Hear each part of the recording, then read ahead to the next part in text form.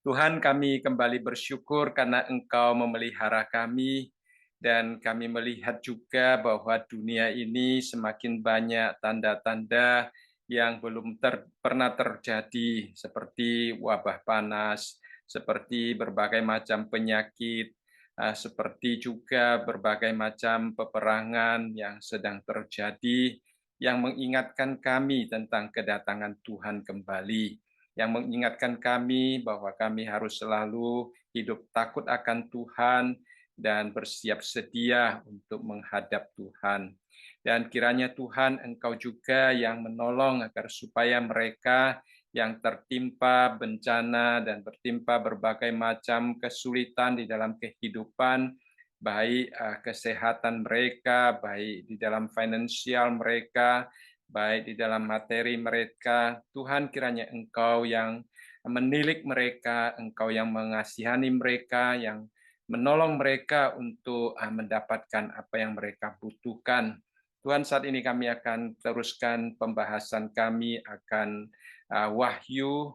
Kami berdoa kiranya Roh Kudus yang telah mengilhamkan firman ini menerangi hati dan pikiran kami supaya kami dapat mengerti apa yang kami baca dan renungkan bersama-sama, dan juga boleh menguatkan iman kami sebagai pengikut Kristus yang akan melihat apa-apa yang akan Tuhan Yesus lakukan di dalam hidup kami. Terima kasih Bapa, terpujilah namamu. Di dalam nama Tuhan kami Yesus Kristus kami berdoa. Amin. Ya, kita malam ini akan teruskan pembahasan kita. Kita akan melihat kitab Wahyu, ayat yang ke-7 dan ke-8 dari pasal yang pertama. Ya, ini merupakan bagian yang cukup penting juga bagi kita untuk mengetahui tentang apa saja yang Tuhan Yesus akan lakukan di dalam dunia ini. Ya, kita kembali sedikit recap tentang apa yang pernah kita bahas. Nah, di dalam bagian ayat 1 menjelaskan tentang judul wahyu ini, ya, yaitu wahyu Yesus Kristus, dan juga dikatakan wahyu ini dikaruniakan oleh Allah, yaitu khususnya Bapa kepada Tuhan Yesus. Dan itu disampaikan kepada hamba-hambanya. Ya, yang dimaksudkan dengan hamba-hamba dalam konteks langsung adalah ketujuh jemaat yang ada di Asia Kecil, yang akan kita bahas juga di dalam pasal yang kedua nanti. Dan kemudian dikatakan malaikat itu diutus untuk menyuruh Yohanes menuliskan apa yang dia lihat. Ya. Kemudian Yohanes memberikan kesaksian. Jadi apa yang kita baca ini merupakan kesaksian Yohanes. Dia melihat apa, dia tulis apa. Jadi Yohanes belum tentu dia memahami semua yang dia lihat, tetapi dia diperintahkan Allah, diminta Allah untuk menuliskannya. Dan di situ dikatakan orang yang membaca, mendengar, dan menuruti akan berbahagia. Kemudian kita melihat dari ayat yang keempat, Yohanes menyampaikan tentang kasih karunia dan damai sejahtera Allah kepada setiap pembacanya. Ya, jadi ini adalah salam yang sangat indah yang mencakup kasih karunia dan damai sejahtera yang sangat dibutuhkan baik oleh jemaat pada waktu itu maupun oleh setiap kita sebagai umat Tuhan pada hari ini. Bahkan orang-orang yang ada di seluruh dunia yang membutuhkan kedua unsur yang sangat penting, yaitu kasih karunia Allah dan damai sejahtera daripada Allah. Kemudian kita melihat kasih karunia dan damai sejahtera yang disampaikan oleh Daniel itu berasal dari tiga oknum daripada Allah Tritunggal. Ya, jadi Yohanes dengan sangat jelas menuliskan ketiga oknum itu. Yang pertama dari Dia, walaupun tidak dikatakan yang oknum yang mana, tetapi kita kalau melihat yang kedua adalah Roh, yang ketiga adalah Yesus Kristus, maka kita akan mengetahui bahwa yang pertama dari Dia itu adalah Allah Bapa, yang ada dan yang sudah ada dan yang akan datang, ya. Dan yang kedua dari Roh, ketujuh Roh yang minggu lalu kita sudah mengatakan itu adalah Roh Kudus, ya. Ya. Kemudian yang dari ketiga adalah Yesus Kristus ya. Dan pada waktu dia berbicara tentang dari Yesus Kristus, Yohanes juga menjelaskan apa saja yang telah Tuhan Yesus lakukan sebelumnya ya. Jadi Tuhan Yesus disebut sebagai saksi yang setia ya, sehingga dikatakan dia mendapatkan uh, kelayakan untuk menerima pujian dan kehormatan dan kuasa sampai selama-lamanya ya, karena apa yang telah dia lakukan di dalam dunia ini sebelumnya.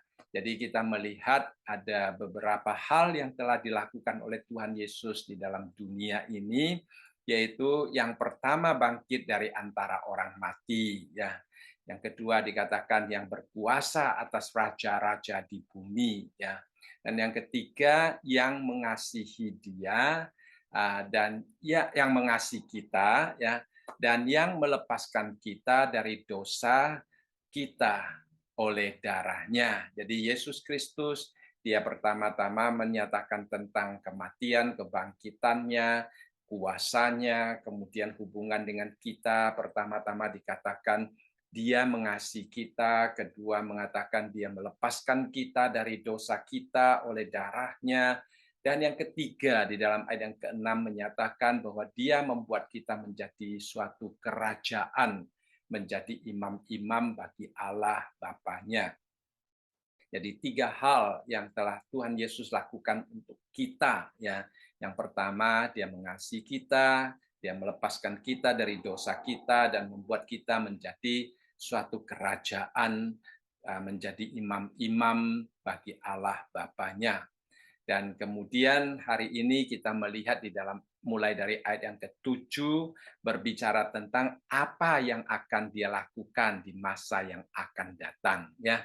Jadi setelah Yakobus di dalam salamnya itu menyatakan pertama-tama tentang apa yang telah Tuhan Yesus lakukan di masa lalu, selanjutnya dia memberitahukan kepada kita apa yang akan dilakukan oleh Tuhan Yesus di masa yang akan datang. Dan ini merupakan satu hal yang sangat penting bagi kita karena memang ini adalah fokus daripada buku ini ya.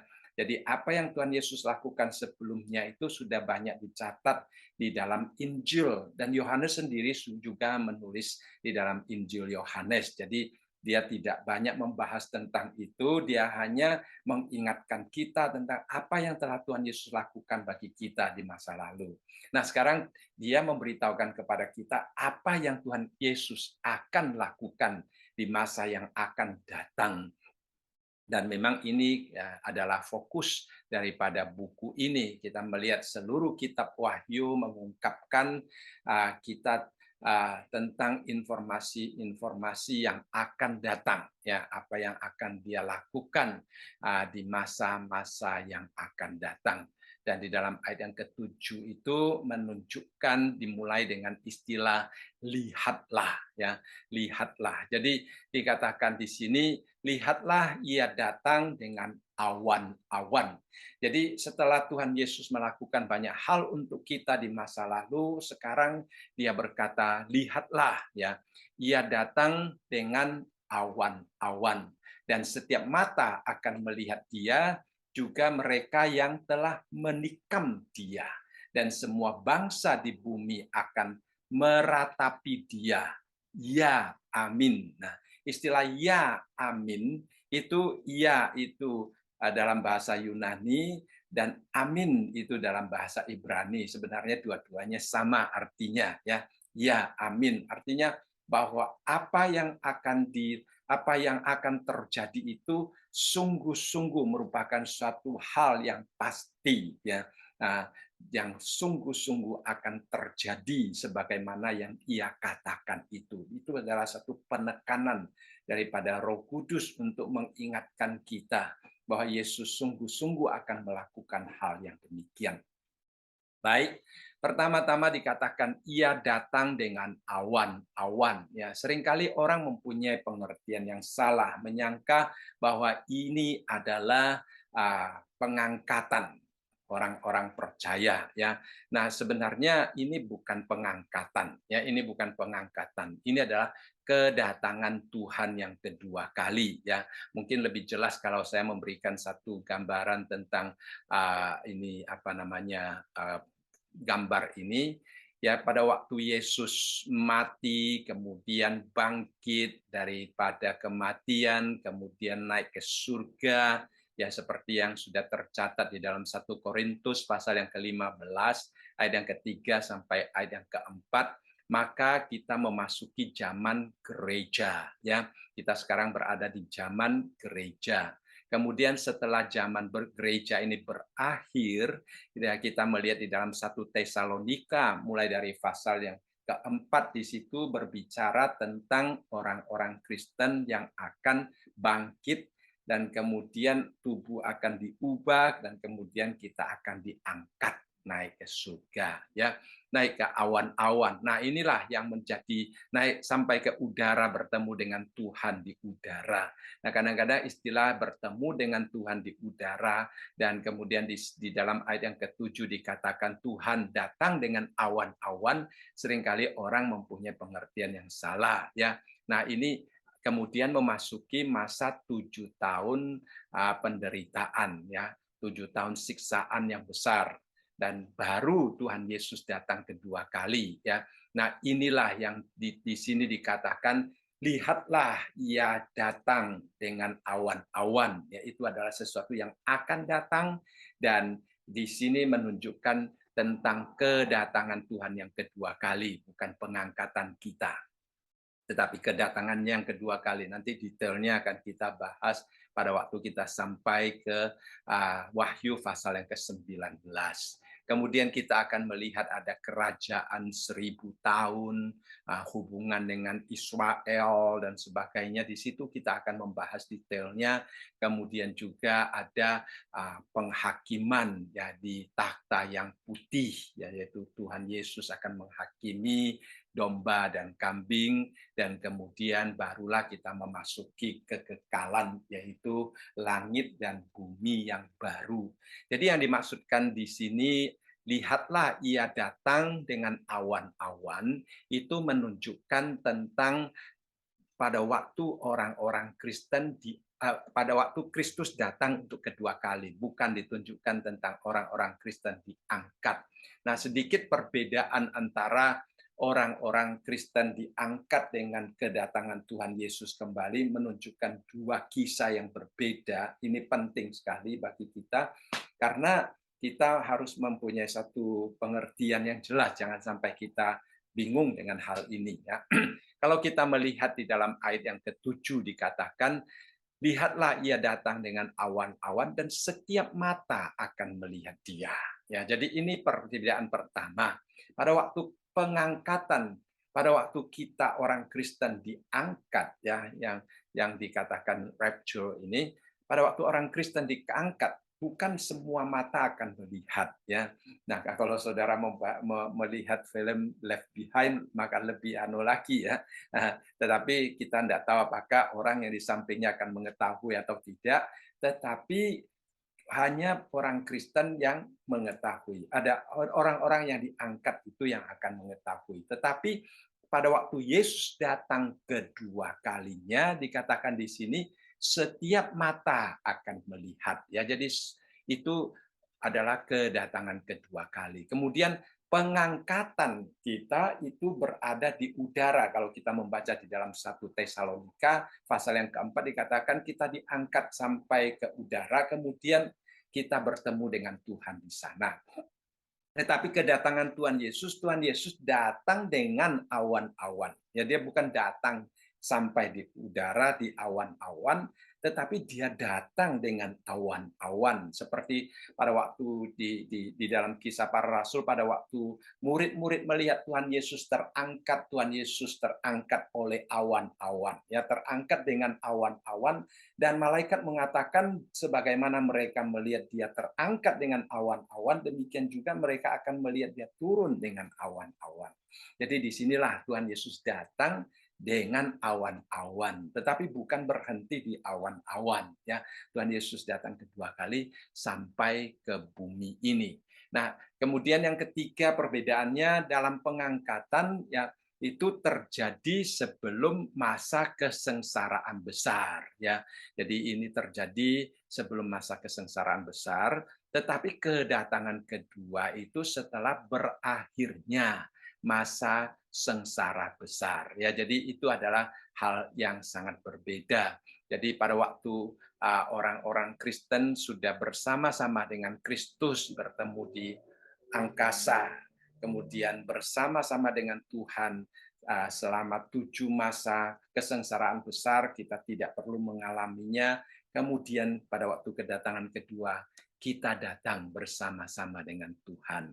Kemudian kita melihat yang keempat, perbedaannya, pengangkatan itu sebenarnya merupakan berkat bagi orang Kristen. Ya, kita diubah, kita menerima tubuh yang baru, kemudian kita diangkat. Itu merupakan satu berkat besar bagi kita. Tetapi kedatangan Tuhan Yesus kembali, kalau kita melihat apa yang akan Tuhan Yesus lakukan, itu adalah suatu penghakiman nantinya bagi orang-orang yang tidak percaya.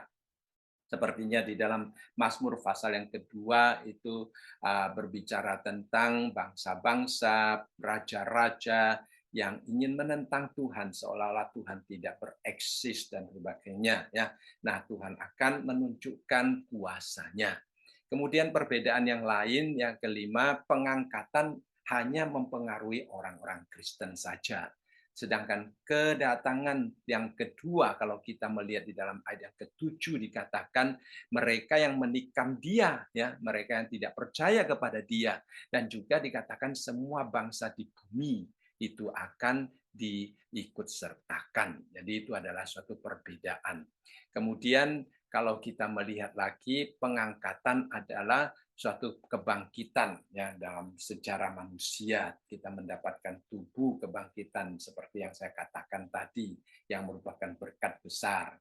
Tetapi pada waktu Tuhan Yesus datang kembali itu tidak dikatakan adanya kebangkitan bagi kita, ya. Nah, di dalam perbedaan yang lain, pengangkatan adalah suatu hal-hal yang berhubungan dengan gereja, tetapi setelah itu Tuhan Yesus datang, kita akan melihat banyak hal yang berhubungan dengan kaum Israel, ya, baik di dalam tribulation itu, lalu di dalam kerajaan 1000 tahun, ya, kita juga akan melihat banyak hal yang berhubungan dengan umat Israel setelah kedatangannya yang kedua kali. Jadi mudah-mudahan kita bisa jelas, ya. Jadi pada waktu berbicara tentang pengangkatan orang-orang Kristen itu jelasnya dapat kita baca di dalam di dalam 1 Tesalonika pasal yang keempat ayat yang ke-16.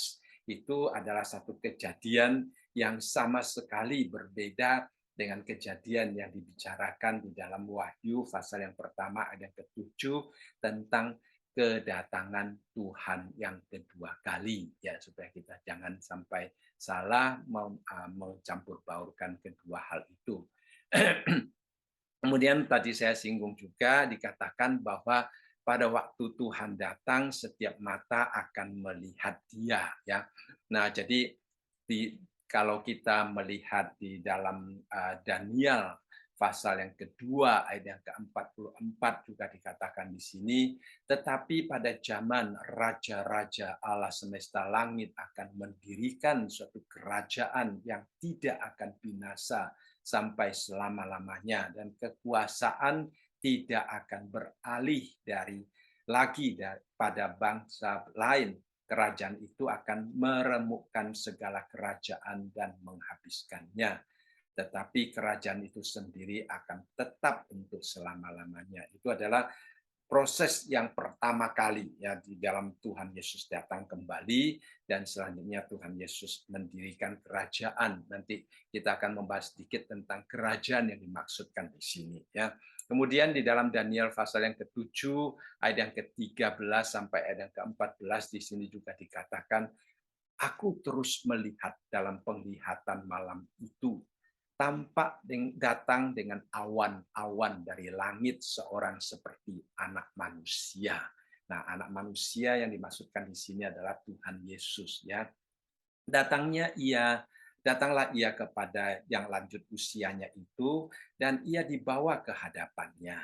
Lalu diberikan kepadanya kekuasaan dan kemuliaan dan kekuasaan sebagai raja. Ya, jadi Tuhan Yesus datang pertama, dia datang sebagai bayi yang anak domba yang disembelih, tetapi sekarang dia mendapatkan kekuasaan, mendapatkan kemuliaan sebagai raja. Maka orang-orang dari segala bangsa, suku bangsa, dan bahasa mengabdi kepadanya. Kekuasaannya ialah kekuasaan yang kekal, yang tidak akan lenyap. Dan kerajaannya ialah kerajaan yang tidak akan musnah. Jadi kita melihat di sini berbicara tentang kerajaan yang akan didirikan oleh Tuhan Yesus. Ya, nah memang istilah kerajaan Allah ya, baik yang dibahas di dalam Perjanjian Lama, di dalam Daniel, di dalam Wahyu, ya itu adalah satu konsep yang sudah ada tetapi yang belum sempurna ya. Kalau di dalam bahasa Inggris mereka sering mengatakan bahwa kerajaan Allah itu bersifat yet and not yet ya, yang sudah ada tetapi belum sempurna ya. Jadi kita sudah berada di dalam kerajaan Allah ya, tetapi kerajaan Allah belum secara sempurna hadir sampai kedatangan Tuhan kembali ke dalam dunia ini. Baru kerajaan Allah itu akan dinyatakan secara nyata ya. Mengapa saya katakan kita sekarang sudah berada di dalam kerajaan Allah ya? Kerajaan Allah sebenarnya sekarang sudah ada ya. Jadi kita melihat di dalam Galatia pasal yang pertama ayat yang keempat dikatakan yang telah menyerahkan dirinya karena dosa-dosa kita untuk melepaskan kita dari dunia jahat yang sekarang ini menurut kehendak Allah dan Bapa kita. Jadi dia menyerahkan diri supaya melepaskan kita daripada dunia yang jahat ini, dari kontrol dunia ini, dari kerajaan dunia yang jahat ini. Ya, lalu bagaimana dia melepaskan kita daripada dunia yang jahat ini? Di dalam Kolose pasal yang pertama ayat yang ke-13 sampai 14 di sini dikatakan ia telah melepaskan kita dari kuasa kegelapan. Nah, sama sejajar dengan melepaskan kita daripada dunia yang jahat ini. Di sini menggunakan istilah kuasa kegelapan dan nah ini ya penting sekali. Jadi dia bukan hanya melepaskan kita daripada dunia yang jahat ini, dari kerajaan dunia ini, tetapi dia memindahkan kita ke dalam kerajaan anaknya yang kekasih. Jadi sekarang kita sudah sebenarnya lepas dari kuasa kerajaan yang gelap ini ke dalam kerajaan Allah yang kekasih, kerajaan Kristus yang kekasih. Nah, di dalam Dia kita memiliki penebusan kita, yaitu pengampunan dosa. Ya, jadi kita melihat di dalam Galatia pasal yang pertama ini yang keempat berbicara tentang pengampunan dosa melalui penyerahan dirinya. Kita tahu adalah kematian Tuhan Yesus di atas kayu salib. Kemudian melaluinya Dia melepaskan kita daripada dunia yang jahat ini.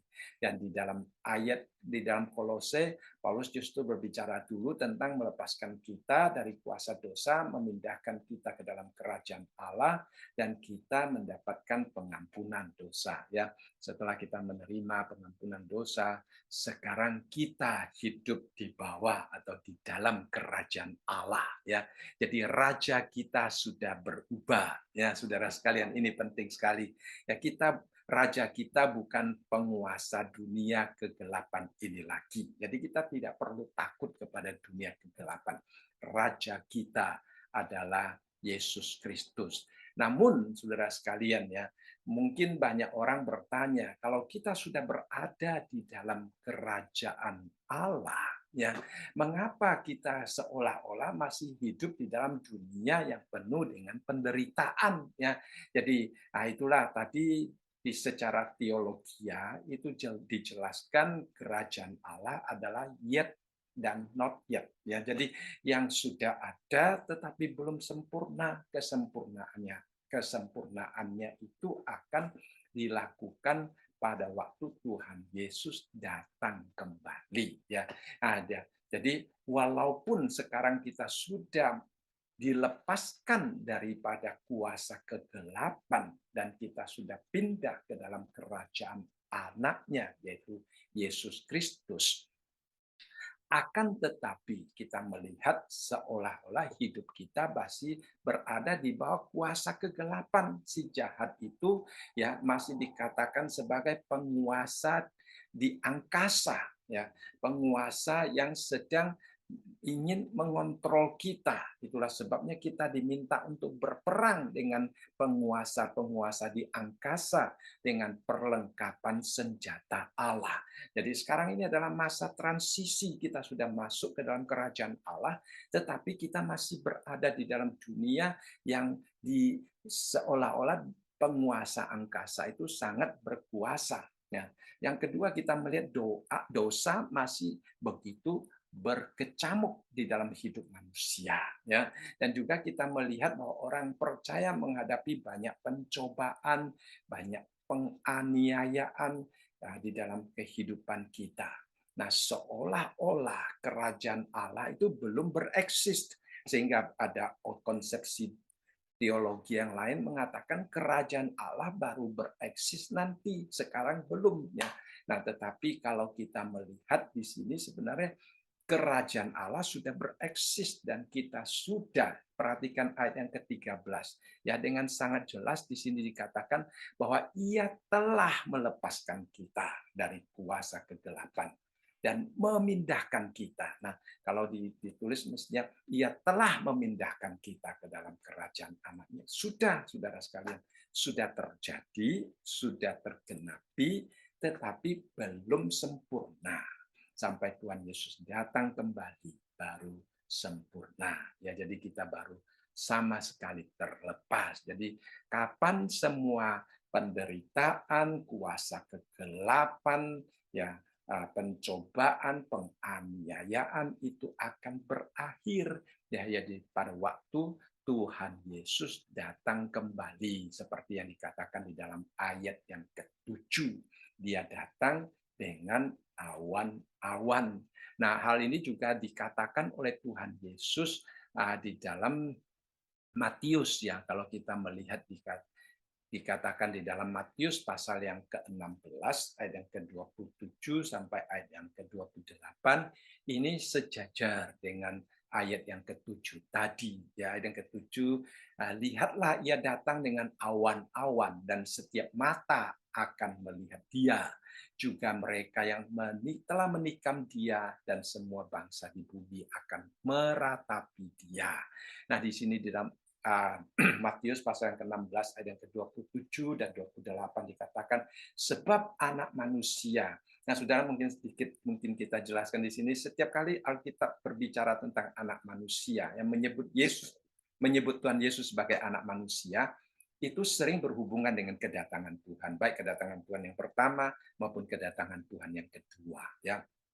Yang dikatakan sebab anak manusia akan datang dalam kemuliaan Bapaknya diiringi malaikat-malaikatnya pada waktu itu, ya, berarti sesuatu yang masih akan datang, ya.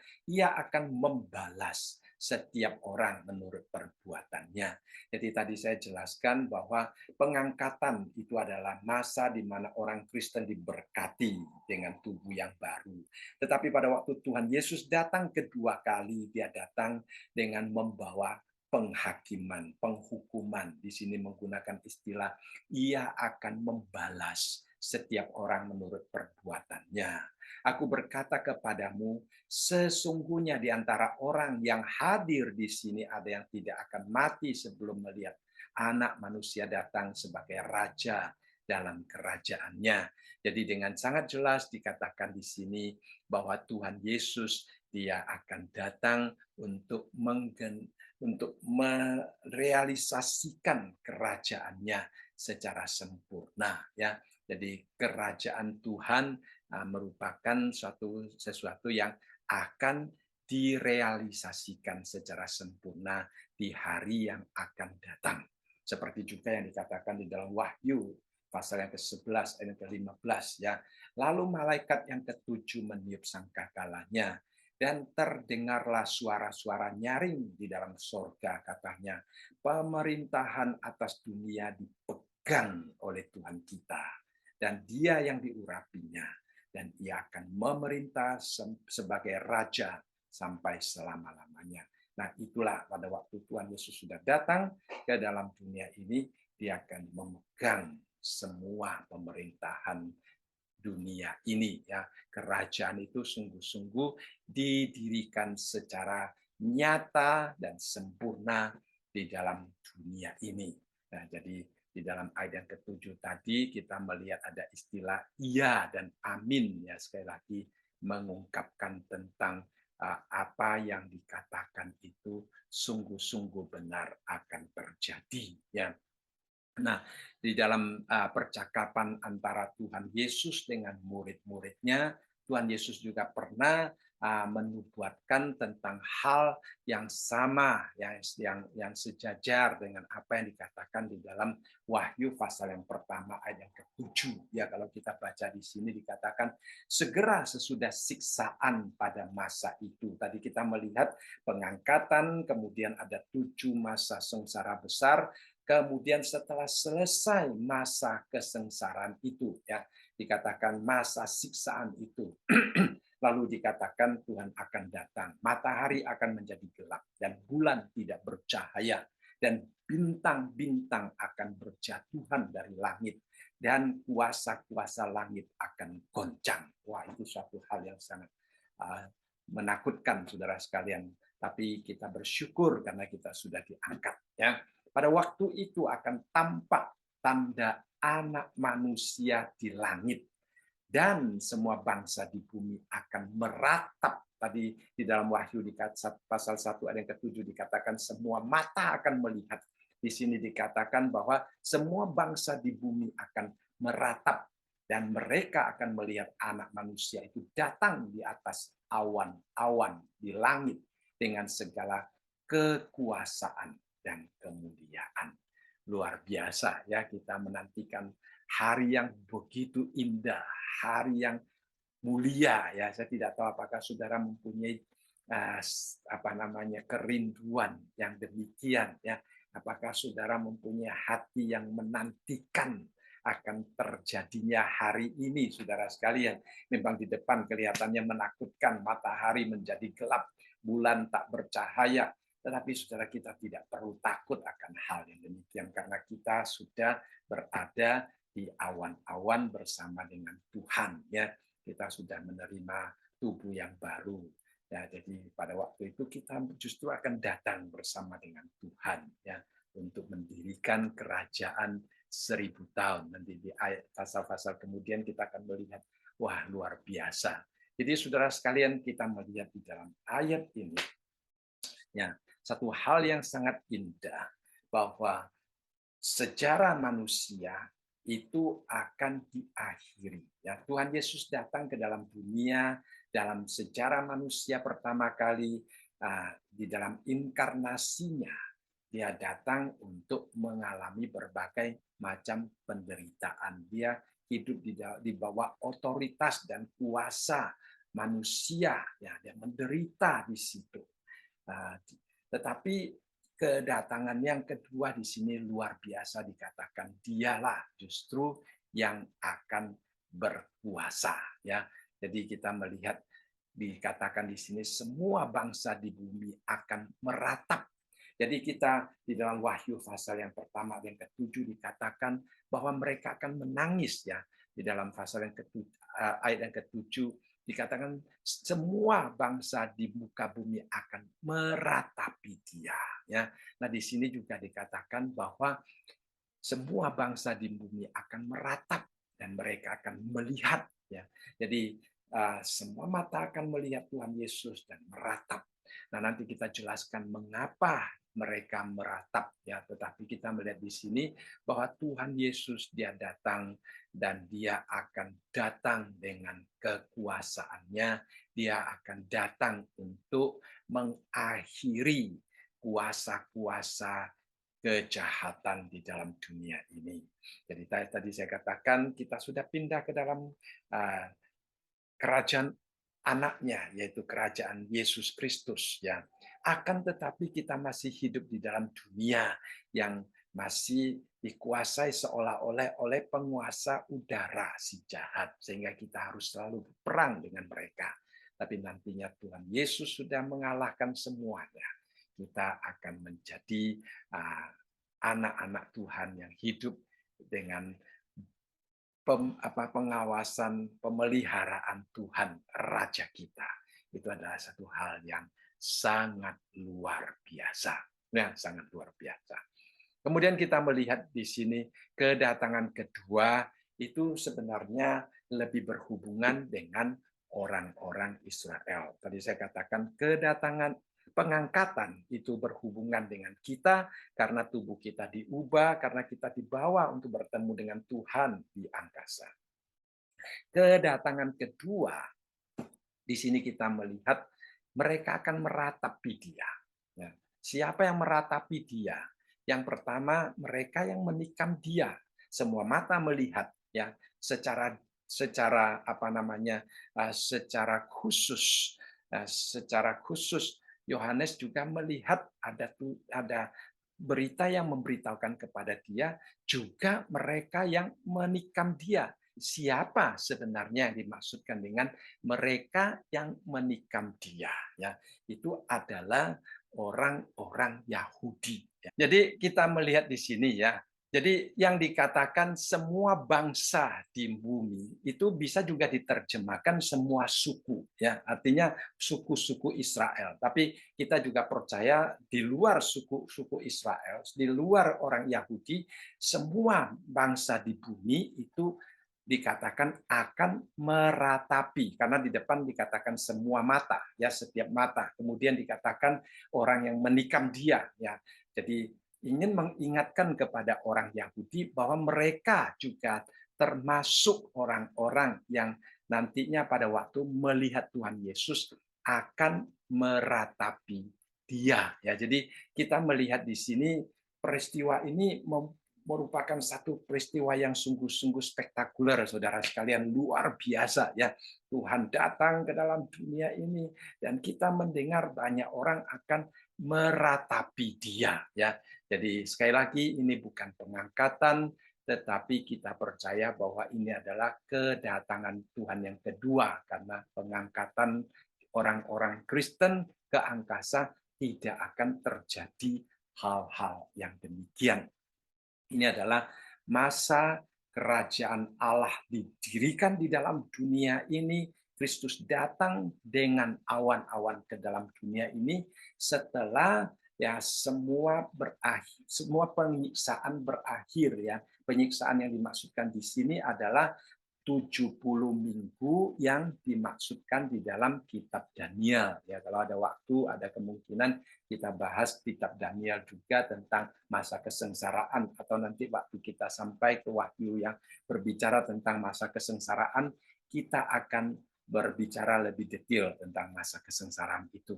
Nah, di sini dikatakan dia datang dengan awan-awan yang menyatakan dirinya kepada orang bukan Yahudi dan juga kepada orang Yahudi, karena dikatakan di sini semua mata melihat dia, dan juga orang-orang yang menusuk atau orang-orang yang menikam dia, ya. Mengapa orang-orang yang menikam dia meratapi? Nah, banyak orang menjelaskan mereka menyesal, ya, mereka menyesal. Nah, siapakah orang yang menikam dia itu? Kalau kita kembali apa yang dicatat di dalam kitab Injil, ya, kita tahu bahwa yang menyebabkan Yesus naik ke atas kayu salib itu adalah orang-orang Yahudi, ya. Seperti di dalam Lukas dikatakan, tetapi mereka berteriak membalasnya, katanya, salibkan dia, salibkan dia. Jadi orang-orang Yahudi yang menuntut, yang berteriak, ya, supaya Yesus disalibkan. Kemudian di dalam Yohanes pasal yang ke-19 ayat yang ke-31 sampai 34, di situ dikatakan pada waktu persiapan pada hari Sabat, yang mereka tidak mau kalau ada mayat itu digantung di atas kayu salib. Maka di sini kita melihat dikatakan, maka mereka datang, ya, maka datanglah orang-orang Yahudi kepada Pilatus dan meminta kepadanya supaya kaki orang-orang itu dipatahkan dan mayat-mayatnya diturunkan. Nah, itu adalah tradisi orang Yahudi, kalau mereka belum mati, kakinya dipatahkan, ya, dan disiksa sampai mati, ditikam sampai mati. Nah, lalu dikatakan, maka datanglah prajurit-prajurit lalu mematahkan kaki orang yang pertama dan kaki orang yang lain yang disalibkan bersama-sama dengan Yesus. Jadi kita tahu dua penyamun di kanan dan di kiri itu sudah dipatahkan kaki mereka, ya. Tetapi ketika mereka sampai kepada Yesus dan melihat bahwa ia telah mati, mereka tidak mematahkan kakinya. Ya, jadi Tuhan Yesus ditemukan telah mati, tetapi seorang dari antara prajurit itu menikam lambungnya dengan tombak dan segera mengalir keluar darah dan air yang membuktikan tentang kematian. Yang untuk pada waktu itu cara mereka membuktikan. Jadi kita melihat di sini, walaupun yang menikam dia adalah prajuritnya, tetapi di balik daripada semuanya itu adalah rekayasa atau permintaan daripada orang-orang Yahudi, ya.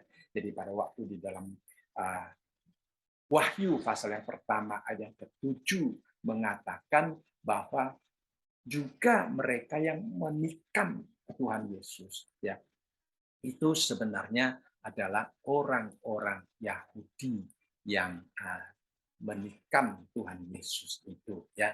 Jadi kita juga melihat referensi yang lain daripada Sakaria. Ya, Sakaria pasal yang ke-12 ayat yang ke-10 dikatakan, aku akan mencurahkan roh pengasihan dan roh permohonan atas keluarga Daud dan atas penduduk Yerusalem.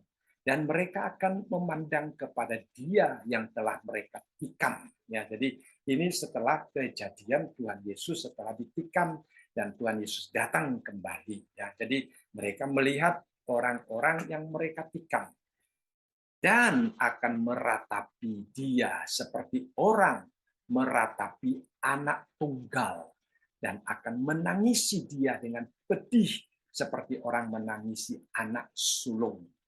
Nah, saudara, kita melihat di sini, ya, tangisan orang-orang Yahudi pada waktu melihat Tuhan Yesus datang kedua kali itu suatu tangisan yang luar biasa, ya, satu tangisan yang luar biasa. Mereka sedih, mereka menyesal, ya. Kalau hari ini kita melihat, kita kalau ingin berbicara dengan orang Yahudi, ya, untuk mengingatkan mereka tentang Yesus Kristus, siapakah Yesus Kristus, mereka akan menolak, saudara sekalian. Mereka mempunyai filosofi, terminologi yang sangat indah, yang menentang kekristenan. Tetapi pada waktu itu mereka akan menemukan bahwa apa yang mereka percayai, apa yang mereka pegang, itu sebenarnya salah, ya. Nah, seperti pada waktu Yusuf bermimpi, kakak-kakaknya tidak percaya, bahkan mau membiarkan dia mati di dalam sumur, kemudian dijual supaya dia hilang saja, supaya mimpinya tidak terjadi.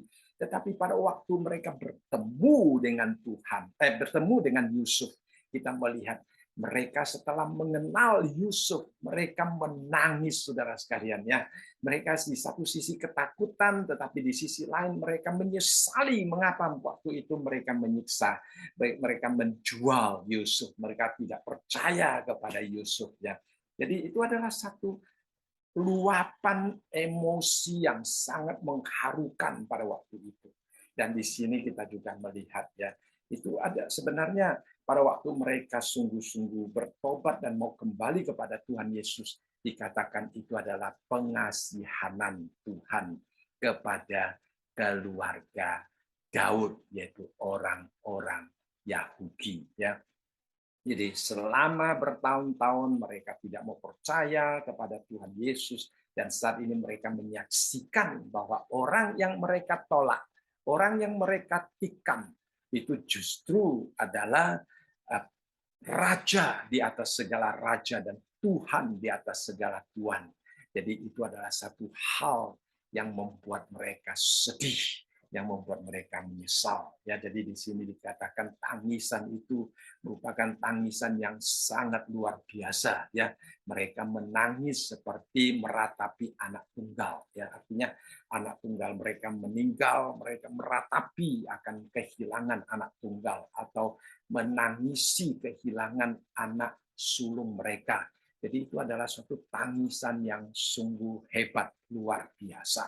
Itu terjadi pada orang-orang Israel pada waktu mereka melihat akan Tuhan Yesus datang kedua kali. Ya, walaupun hari ini tidak semua orang-orang Yahudi menolak Tuhan Yesus, tetapi pada umumnya ya kita melihat orang Yahudi hari ini masih sangat tidak senang kepada Tuhan Yesus. Mereka menolak Tuhan Yesus. Dan kita percaya bahwa satu hari nanti mereka akan menyesal. Ya, mereka akan menyesal. Jadi mereka akan kembali kepada Tuhan. Nah, itu adalah juga dikatakan oleh Zakaria maupun dikatakan oleh Paulus sebagai sisa-sisa orang Yahudi. Ya, tentu tidak hanya sisa-sisa saja, tapi Tuhan mengasihani mereka. Kita tahu bahwa kakak-kakaknya Yusuf pada waktu mereka datang bertemu dengan Yusuf, mereka menyesal, mereka takut, tetapi Yusuf menghibur mereka. Yusuf mengampuni mereka, menerima mereka. Ya, kalau ada pertobatan yang sungguh-sungguh daripada bangsa Yahudi pada waktu mereka melihat Tuhan, ya, walaupun ada orang mengatakan waktu itu anugerah sudah ditutup, tidak ada kesempatan lagi. Tetapi kita juga percaya Tuhan kita mempunyai kemurahan. Ya, Tuhan kita mempunyai kemurahan. Nah, banyak orang juga menjelaskan mereka akan bertobat. Ya, pertobatan itu bukan karena mendengar Injil diberitakan pada masa kesengsaraan, tetapi sebelumnya mereka sudah mendengar atau karena kesengsaraan mereka mau datang kepada Tuhan. Jadi seperti Yusuf, dia mengampuni kakak-kakaknya, dia mengatakan bahwa memang kamu telah mereka-rekakan yang jahat terhadap aku, tetapi Allah telah mereka-rekakannya untuk kebaikan. Dengan maksud melakukan seperti yang telah terjadi ini, yakni memelihara hidup suatu bangsa yang besar. Bahkan menghibur kakak-kakaknya. Ya, jadi kakak-kakaknya tidak dihukum, tetapi diampuni. Nah, umat Israel yang dipilih oleh Tuhan, kalau mereka ada satu pertobatan yang sungguh-sungguh, ya Tuhan mengetahui apakah orang bertobat dengan sungguh-sungguh atau tidak. Ya, kalau Yusuf dia masih perlu mencobai kakak-kakaknya dengan memberikan lebih banyak kepada Benyamin, ya supaya melihat kakak-kakaknya apakah masih tetap iri hati terhadap dia. Itu pencobaannya. Tetapi Tuhan tidak lagi karena dia mengetahui hati manusia. Kalau orang Yahudi sungguh-sungguh bertobat, maka Tuhan akan mengampuni mereka. Ya, nah kita akan membahas lebih banyak tentang hal ini di ayat-ayat selanjutnya, ya di pasal-pasal selanjutnya. Jadi kita melihat ini adalah satu hal yang sangat indah pada waktu Tuhan Yesus datang kembali, orang-orang akan menyesali akan perbuatannya, ya, dan mereka akan mengakui kerajaan Tuhan, kedaulatan Tuhan, kuasa Tuhan, ya, seperti juga yang dikatakan di dalam Filipi pasal yang kedua ayat-ayat yang ke-10 ke-11 dikatakan bahwa pada waktu itu semua mulut akan mengaku Yesus sebagai Tuhan, ya. Nah, semua lidah akan mengaku Yesus sebagai Tuhan. Semua lutut akan bertekuk di hadapan Tuhan, ya, sebagai raja, sebagai penguasa, ya. Nah, orang-orang yang pernah menikam dia, yang menolak dia akan menangis. Mereka yang kalau menangis dengan bukan pertobatan, nah mereka mungkin akan diteruskan dengan kebinasaan yang kekal. Ya, jadi kita melihat satu gambaran yang luar biasa pada waktu Tuhan Yesus datang kembali. Nah, saya tidak tahu apakah saudara merindukan akan hari itu ya. Saya sendiri membayangkan ya kalau saya bisa bersama-sama dengan Tuhan datang ke dalam dunia ini, itu adalah satu hal yang sungguh-sungguh luar biasa, saudara sekalian. Maka kita akan dapat melihat apa yang terjadi pada hari ini sebenarnya tidak ada apa-apa. Penderitaan, ya, kesusahan yang kita alami pada hari ini bukan apa-apa ya, karena kita mempunyai satu harapan masa depan yang cerah, yang indah, yang Tuhan sediakan bagi setiap kita ya, puji Tuhan. Setelah dia berbicara tentang kedatangan Tuhan yang kedua kali, dia melihat tentang kedaulatan Tuhan yang Tuhan Yesus sendiri umumkan kepada Yohanes. Yohanes mencatatnya di sini. Dikatakan, akulah Alfa dan Omega, firman Tuhan Allah, yang ada dan yang sudah ada dan yang akan datang, yang maha kuasa. Nah, kita melihat di sini tadi waktu kita membahas tentang salam ya di dalam ayat yang keempat ya, ayat yang ketiga, ayat yang keempat juga dikatakan aku yang ada, yang sudah ada dan yang akan datang ya. Nah, di sini juga dikatakan aku adalah alfa dan omega. Siapa yang dimaksudkan di sini ya? Nah, sebenarnya kalau kita melihat yang dimaksudkan dengan alfa dan omega itu bisa merepresentasi Allah Tritunggal secara keseluruhan, tetapi kalau kita melihat di sini yang berbicara sebenarnya adalah Tuhan Yesus ya. Kalau kita baca di dalam Wahyu pasal yang ke-22 ayat yang ke-13 dan ke-16, di situ juga dikatakan aku adalah alfa dan omega, yang pertama dan yang terkemudian, yang awal dan yang akhir. Lalu siapakah aku yang dimaksudkan di sini? Ayat ke-16 dia katakan, aku Yesus telah mengutus malaikatku untuk memberi kesaksian tentang semuanya ini kepadamu bagi jemaat-jemaat. Aku adalah Tunas, yaitu keturunan Daud, bintang timur yang gilang gemilang.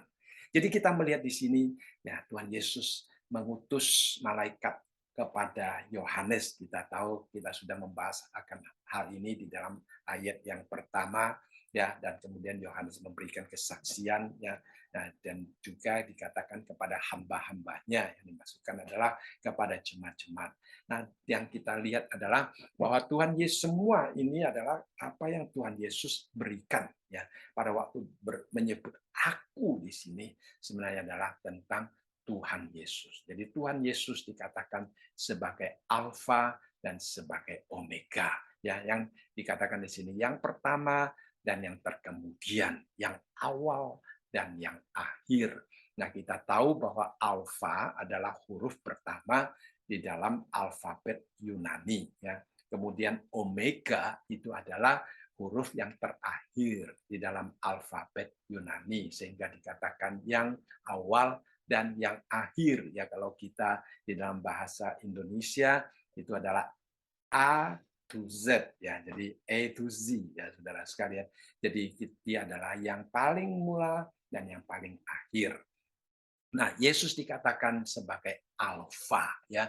Kalau kita membaca kembali di dalam Kejadian, kita melihat dikatakan pada mulanya Allah menciptakan langit dan bumi ya. Lalu di dalam ayat yang pertama Yohanes pasal 1 ayat 1 juga dikatakan pada mulanya adalah firman. Firman itu bersama-sama dengan Allah dan firman itu adalah Allah.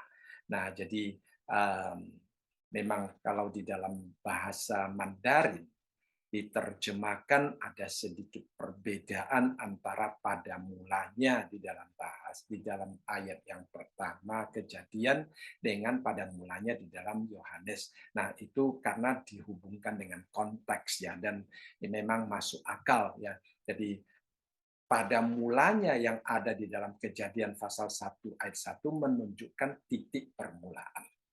Tetapi pada mulanya yang ada di dalam Yohanes, itu tidak menunjukkan titik permulaan.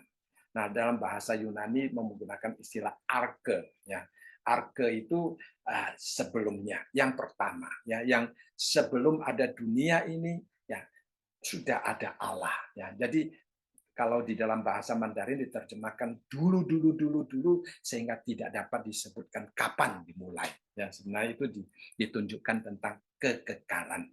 Jadi Allah menciptakan langit dan bumi itu ada titiknya, permulaan daripada sejarah manusia. Tetapi kalau kita melihat pada mulanya firman bersama dengan Allah, itu adalah sesuatu yang tidak ada titik permulaan. Itu sebenarnya berada di dalam kekekalan, ya, di dalam kekekalan. Jadi itu dua permulaan yang berbeda. Jadi kita melihat di sini Tuhan Yesus dia adalah permulaan daripada dia adalah sudah berada di dalam kekekalan dan dia juga permulaan daripada sejarah manusia. Ya, dia adalah pencipta sejarah manusia. Jadi kita melihat Tuhan Yesus, dia memulai sejarah manusia, dia menopang sejarah manusia. Ya, seperti yang kita kalau baca di dalam Yohanes pasal yang pertama dan ketiga, segala sesuatu dijadikan oleh dia dan tanpa dia tidak ada sesuatu pun yang telah jadi dari segala yang telah dijadikan. Kemudian dikatakan di dalam Ibrani pasal yang pertama ayat yang kedua sampai ketiga dikatakan, maka pada zaman akhir ini ia telah berbicara kepada kita dengan perantaran anaknya yang telah ia tetapkan sebagai yang berhak menerima segala yang ada. Oleh dia Allah telah menjadikan alam semesta. Allah menciptakan alam semesta melalui Tuhan Yesus. Kemudian dikatakan ia adalah cahaya kemuliaan Allah dan gambar wujud Allah dan menopang segala yang ada dengan firman-Nya yang penuh kekuasaan. Dan setelah ia selesai mengadakan penyucian dosa, ia duduk di sebelah kanan yang maha besar di tempat yang tinggi.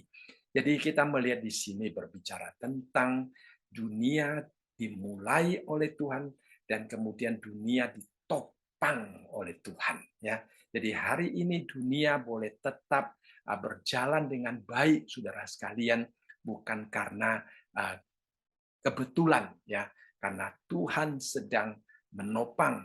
Pernahkah kita bertanya, ya, planet-planet yang berputar mengelilingi matahari, sebuah tata surya heliosentris ini, saudara sekalian, dan kita melihat mereka tidak pernah bertabrakan satu dengan yang lain, ya. Nah, mengapa kita bangun setiap pagi, lalu sistem pernafasan kita boleh bekerja dengan baik, ya, sistem kardiovaskular kita boleh bekerja dengan baik, ya, bahkan kita kalau mencium sesuatu kita dapat membedakan, ya, saudara sekalian. Nah, itu semua karena Tuhan menopang kita, karena Tuhan memelihara kita. Jadi kita melihat di sini, di satu sisi Tuhan adalah pencipta, Tuhan adalah pemelihara, Tuhan adalah penebus, ya, Tuhan adalah penopang segala yang ada, ya. Jadi sejarah dimulai oleh Tuhan, sejarah ditopang oleh Tuhan sampai kepada akhirnya. Itulah sebabnya dikatakan di sini dia adalah alfa dan dia adalah omega, dia memulai. Nah, tentunya dari A to Z, ya, nah, B sampai X, Y, ya, sampai Y itu semua juga milik Tuhan Yesus karena dia dari A sampai Z. Jadi di dalamnya semua. Jadi sejarah dunia juga demikian, ya, dari permulaan dia memulai, kemudian di sepanjang sejarah ini dia yang menopang sejarah ini sampai kepada Z-nya, ya, sampai kepada dia datang mengakhiri dunia ini, ya, mengakhiri sejarah dunia ini. Nah, kalau hari ini kita melihat sekolah-sekolah di Amerika mencoba untuk membuang Tuhan Yesus dari pengajaran mereka, dari buku-buku sejarah mereka, saudara boleh bayangkan, ya, Yesus adalah pusat sejarah. Yesus adalah yang bertakhta di atas sejarah manusia. Yesus adalah yang seharusnya dipelajari di dalam sejarah umat manusia. Tetapi dia dibuang daripada sejarah, buku-buku sejarah.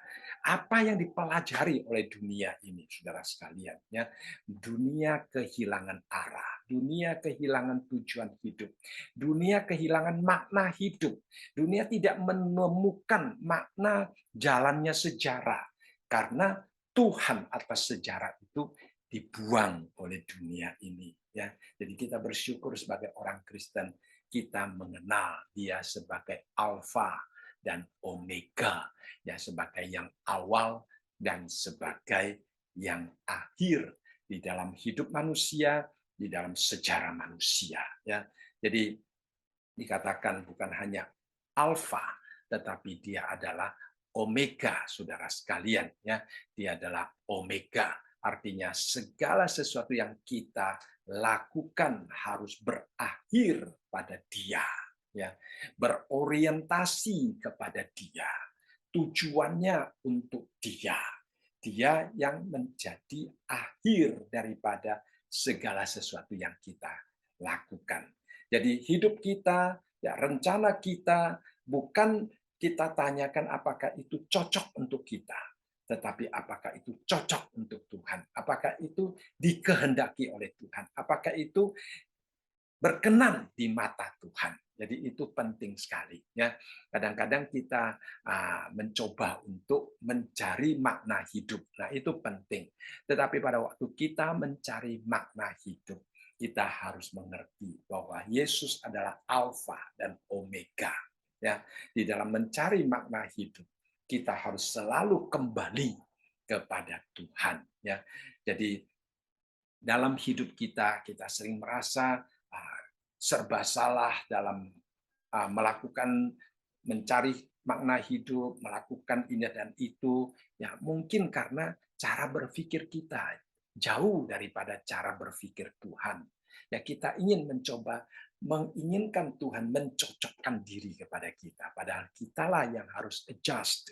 Kitalah yang harus kembali kepada Tuhan karena Dia adalah sumber kehidupan kita. Dia adalah yang pertama dan Dia adalah yang terakhir daripada kita, ya. Jadi kita boleh mencoba untuk menganalisa juga hidup kita, apakah kita sungguh-sungguh meyakini konsep alfa dan omega ini melalui doa kita, ya. Apakah pada waktu kita berdoa kita mencoba meminta Tuhan untuk melakukan apa yang kita inginkan, ataukah kita mencoba bertanya apa yang Tuhan ingin kita lakukan? Dua hal yang berbeda, ya. Kita mendekati Tuhan bisa dengan dua cara, kita memakai Tuhan atau kita mau dipakai oleh Tuhan. Ya. Ada orang di dalam doanya dia memakai Tuhan. Tetapi ada orang pada waktu dia datang kepada Tuhan, dia mau dipakai oleh Tuhan. Nah, secara fenomena luar, kedua hal ini sulit untuk dibedakan. Kelihatan orang tetap giat di dalam aktivitas-aktivitas rohani, pelayanan, ya, giat untuk Tuhan, kelihatannya tidak ada perbedaan. Tetapi Tuhan mengetahui hati kita. Tuhan mengetahui apakah kita melakukan semuanya itu karena kita menghargai Dia sebagai Alfa dan Omega, sebagai Allah yang berdaulat penuh di dalam kehidupan manusia, sebagai Allah yang menciptakan dari awal, Allah yang menopang sejarah manusia, dan Allah yang nantinya akan datang untuk mengakhiri sejarah manusia. Ya, seperti yang kita katakan tadi di dalam ayat yang ke-7, Dia datang dengan awan-awan, datang untuk mengakhiri sejarah manusia. Jadi Dia yang memulai sejarah manusia, Alfa, Dia yang mengakhiri sejarah manusia, Omega, Dia yang menopang jalannya sejarah manusia. Itulah Allah yang kita percaya, saudara sekalian, ya. Tuhan Sang Pencipta, Tuhan Sang Penopang, Pemelihara, dan Tuhan yang akan mengakhiri segala-galanya. Jadi kita melihat di sini, ya Tuhan, Dia ingin semua orang diselamatkan. dan Dia tidak ingin seorang pun binasa. Namun ketika Tuhan Yesus datang, ya, ketika Tuhan Yesus datang, kita akan melihat banyak orang yang masih tidak percaya kepada Tuhan. Dan ada sebagian dikatakan mereka akan meratapi Tuhan, menangis, menyesal tentang apa yang mereka lakukan di dalam kehidupan mereka. Nah, Tuhan kita mengasihani mereka, Tuhan kita mempunyai kemurahan. Apakah nanti pada waktu Tuhan Yesus datang kembali, semua orang yang meratapi Dia, menyesali perbuatannya akan diselamatkan? Kita tidak tahu. Itu adalah kuasa Tuhan. Karena Dia adalah Alfa dan Omega, yang menopang, Dia yang bertakhta, Dia yang mengambil keputusan. Ya, kita tidak menghakimi. Tugas kita adalah mengingatkan orang-orang yang ada di sekitar kita. Tuhan akan datang. Dia adalah Alfa dan Omega. Dia akan bertakhta di dalam hati kita. Dia akan berkuasa di dalam hidup manusia. Kita hanya mengingatkan, jangan sampai pada waktu Tuhan Yesus datang, mereka ketinggalan. Ya, saudara sekalian, itu adalah tanggung jawab yang telah Tuhan percayakan kepada kita. Nah, sebagai kesimpulan kita melihat bahwa Tuhan kita ya adalah Tuhan di dalam sejarah dan Tuhan di dalam pengharapan kita.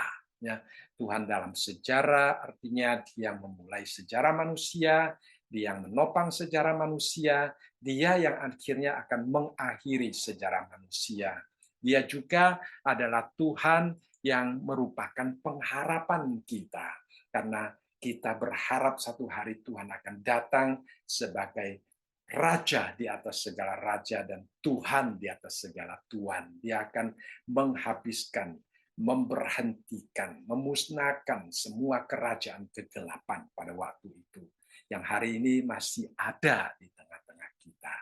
Nah, kita menyembah kepada Allah yang berdaulat penuh. Itu satu hal yang sangat luar biasa. Sesuatu yang kita syukuri dan kita patut merindukan agar supaya kedatangan Tuhan itu segera terjadi di dalam hidup kita. Baik, saya rasa malam ini kita belajar sampai di sini. Ya, kalau ada yang mau sharing atau mau tanya, silakan. Ya, Pak, ini boleh dikatakan berarti Tuhan itu sudah tahu endingnya, Pak ya? Ya, karena di dalam Tuhan kan Dia kekal ya. Kalau kita jalannya sejarah itu kelihatannya panjang, ada sesuatu yang masih akan terjadi, tapi Tuhan merupakan satu masa kini yang besar. Gitu. Iya, jadi itu pengharapannya. Ya, ini di dalam kemahatauan Tuhan, betul. Terima kasih. Ya, terima kasih. Ya, baik. Kalau begitu, mungkin kita masuk dalam doa ya. Mari kita berdoa. Tuhan, kami kembali bersyukur karena kami menyembah Allah yang hidup, Allah yang bertakhta di atas sejarah manusia, Allah yang mengasihi kami, yang menopang hidup kami. Walaupun banyak tantangan, rintangan, gelombang hidup yang menempa kehidupan kami, tapi kami bersyukur karena Engkau beserta dengan kami. Kami bersyukur karena Engkau menjaga dan melindungi kami. Kami bersyukur karena Engkau tidak pernah meninggalkan kami. Kiranya kami boleh dengan hati yang tertuju pada kedatangan Tuhan Yesus kembali, kami mensyukuri akan apa yang akan Tuhan Yesus lakukan, baik di dalam hidup kami di saat penantian, maupun di dalam menuntun kami memasuki kekekalan yang penuh kebahagiaan itu. Kiranya kami boleh melihat akan semua keindahan ini, sehingga kami boleh meremehkan akan apapun yang terjadi yang mengganggu ketenteraman hidup kami. Itu merupakan hal-hal yang sangat tidak ada artinya. Tuhan, saat ini kami juga berdoa, kembali menyerahkan keluarga kami, anak-anak kami yang mulai masuk sekolah, Kiranya Tuhan memberkati studi mereka, memberkati kehidupan mereka, menjaga dan melindungi mereka, memberkati teman-teman mereka. Pakailah anak-anak kami sebagai terang di tengah-tengah kehidupan bersekolah. Tuhan, kami juga berdoa bagi keluarga kami yang mungkin dalam keadaan lemah tubuh, kiranya Tuhan menjaga dan melindungi mereka. Kami juga berdoa bagi Sofian yang akan berangkat ke Singapura bersama dengan mamanya. Kiranya Tuhan juga yang akan melindungi dan memberkati perjalanannya dan juga memberkati segala sesuatu yang akan dilakukan di sana. Kami serahkan Tuhan akan kehidupan kami, akan masa depan kami ke dalam tangan Tuhan. Kiranya Tuhan, Engkau melakukan segala sesuatu sesuai dengan rencanamu dan mengajar kami untuk mengerti rencanamu yang indah sehingga hidup sesuai dengannya. Terima kasih Bapa, terpujilah namamu. Di dalam nama Tuhan kami Yesus Kristus kami berdoa. Amin.